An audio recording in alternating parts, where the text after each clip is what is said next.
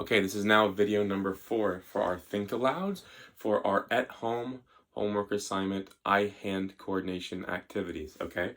So it's going to get a little more difficult now, but you should still be able to have a small space to work in, and you can be using a ball. This one you don't have to use a tennis ball. You can go back to a sock that's rolled up that you were using, or another type of ball, preferably something not too large, okay? So we're going to be holding the ball the same way that we held it in the first 2 videos with the toss and with this, except we're not going to be throwing it as high, because what we're going to be doing is we're going to be tossing it, resting it on our hand, and then tossing it again. Okay, so it should look like this, like that.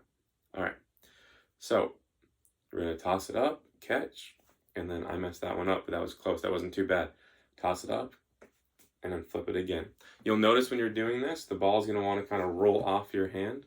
So if you do a shorter throw, it's easier to gain control of it and catch it. So I want you to think to yourself, small toss,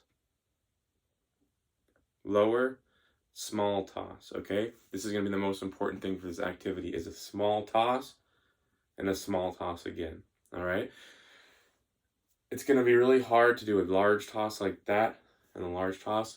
I got lucky with that one. I threw it up about 4 feet and it worked. But normally I'd throw it up and then it'd be like that. I would have trouble catching it. As you progress through this activity, I don't want you to necessarily switch over to the offhand, although you can if you want to, if you're feeling like the rest is just way too easy, because the offhand does become very difficult. But I want you to only do that if you feel like you're in a more advanced place with this lesson. Like, this is just too easy. You can do it over and over again like that. Another way you can add something to it is you can throw it up even higher, like I said, and try to catch. Do that. I want you to think those small toss, okay? And if you're paying attention, we're doing the same kind of motion with the falling motion, where we're kind of going with the gravity of the ball, the same way that I did it in the first 2 videos, okay? That soft touch is very important. So do 10 sets of this. 10 sets. Oh, there you go. 10 of those.